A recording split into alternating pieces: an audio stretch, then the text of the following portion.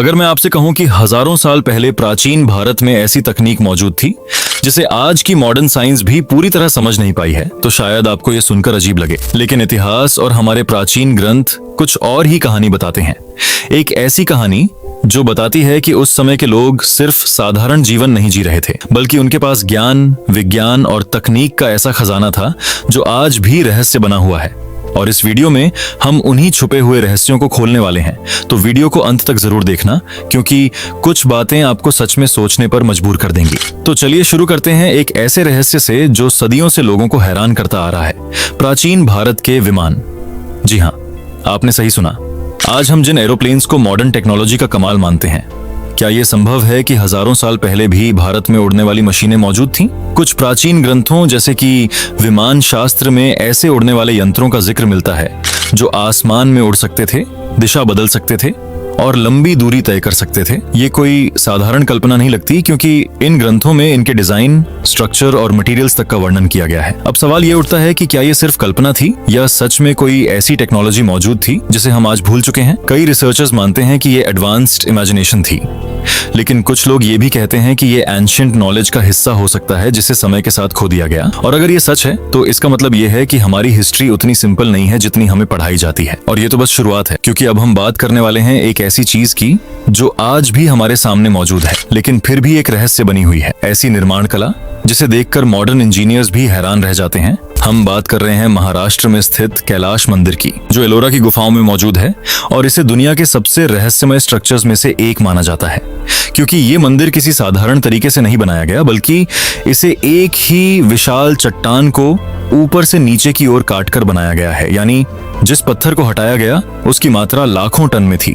लेकिन हैरानी की बात यह है कि उस समय ना तो मॉडर्न मशीनें थीं और ना ही एडवांस्ड टूल्स, फिर भी इतनी सटीकता, सिमेट्री और डिटेल के साथ इस मंदिर को तैयार किया गया। आज के इंजीनियर्स मानते हैं कि अगर हमें आज भी ऐसा स्ट्रक्चर बनाना हो तो उसमें सालों नहीं बल्कि दशकों का समय लग सकता है, और तब भी शायद हम उतनी परफेक्शन हासिल ना कर पाएं। अब सोचिए, हजारों साल पहले ये काम कैसे संभव हुआ होगा? क्या उनके पास ऐसी टेक्नोलॉजी थी जिसे हम आज नहीं जानते, या फिर उनका ज्ञान और स्किल्स इतने एडवांस्ड थे कि वो इम्पॉसिबल को पॉसिबल बना सकते थे? और यही नहीं, प्राचीन भारत में सिर्फ कंस्ट्रक्शन ही नहीं बल्कि मेटलर्जी यानी धातु विज्ञान में भी ऐसे चमत्कार देखने को मिलते हैं जो आज भी साइंटिस्ट को सोचने पर मजबूर कर देते हैं। उदाहरण के लिए दिल्ली का लौह स्तंभ, जो हजारों साल पुराना है लेकिन आज तक उसमें जंग नहीं लगी, जबकि हम जानते हैं कि आयरन यानी लोहा कुछ ही समय में रस्ट करना शुरू कर देता है। लेकिन इस स्तंभ के साथ ऐसा क्यों नहीं हुआ? क्या उस समय के लोगों को ऐसी केमिकल ट्रीटमेंट या एलॉय टेक्नोलॉजी की जानकारी थी जो आज भी रेयर है? कई वैज्ञानिकों ने इस पर रिसर्च की है और पाया है कि इसमें एक खास तरह की प्रोटेक्टिव लेयर बनी हुई है। लेकिन सवाल अभी भी वही है, ये ज्ञान उन्हें कैसे मिला? और क्या ये सिर्फ एक उदाहरण है, या फिर उस समय ऐसी कई टेक्नोलॉजीज मौजूद थीं जो आज खो चुकी हैं? और अब जो हम आपको बताने जा रहे हैं वो तो और भी ज्यादा चौंकाने वाला है, क्योंकि ये जुड़ा है प्राचीन भारत की उस साइंस से जिसे आज मॉडर्न मेडिसिन भी धीरे धीरे समझने की कोशिश कर रही है। हम बात कर रहे हैं आयुर्वेद और प्राचीन भारतीय चिकित्सा प्रणाली की, जिसे सिर्फ एक इलाज का तरीका नहीं बल्कि एक कंप्लीट साइंस माना जाता था। हजारों साल पहले जब दुनिया के कई हिस्सों में बेसिक मेडिकल नॉलेज भी सीमित था, उस समय भारत में शरीर, रोग और उपचार के बारे में इतनी गहरी समझ थी कि आज भी कई टेक्निक्स मॉडर्न साइंस में इस्तेमाल की जा रही हैं। उदाहरण के लिए सुश्रुत संहिता, जिसे दुनिया की सबसे पुरानी सर्जिकल टेक्स्ट्स में से एक माना जाता है, इसमें 300 से ज्यादा सर्जरीज और 100 से ज्यादा सर्जिकल इंस्ट्रूमेंट्स का वर्णन मिलता है। और सबसे हैरान करने वाली बात यह है कि उस समय प्लास्टिक सर्जरी जैसी जटिल प्रक्रियाएं भी की जाती थीं, जैसे कि नाक का पुनर्निर्माण, जिसे आज राइनोप्लास्टी कहा जाता है। अब सोचिए, जब एनेस्थीसिया, मॉडर्न टूल्स और एडवांस्ड मशीन्स नहीं थे, तब इतनी कॉम्प्लेक्स सर्जरीज कैसे संभव हुई होंगी? क्या उनके पास ऐसी टेक्निक्स थीं जो समय के साथ खो गईं, या फिर हम आज भी उस लेवल तक नहीं पहुंच पाए हैं? और सिर्फ सर्जरी ही नहीं, आयुर्वेद में शरीर को बैलेंस में रखने, नेचुरल तरीके से इलाज करने और डिजीजेस को रूट से खत्म करने की बात की गई है।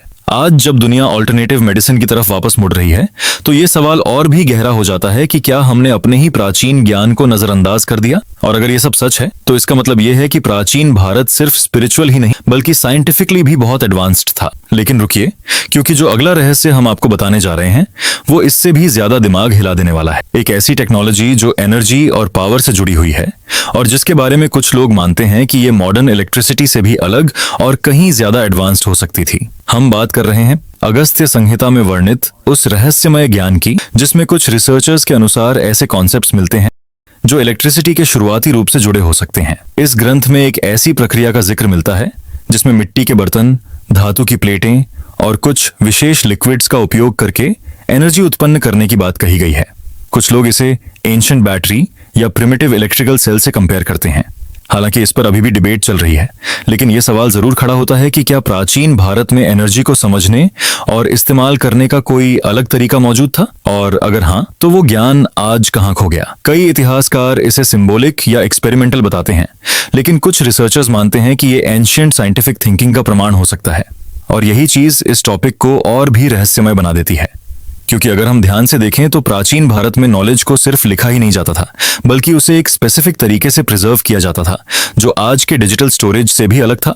हम बात कर रहे हैं मौखिक परंपरा यानी ओरल ट्रांसमिशन की, जहां जटिल से जटिल जानकारी को पीढ़ी दर पीढ़ी बिना लिखे याद रखा जाता था।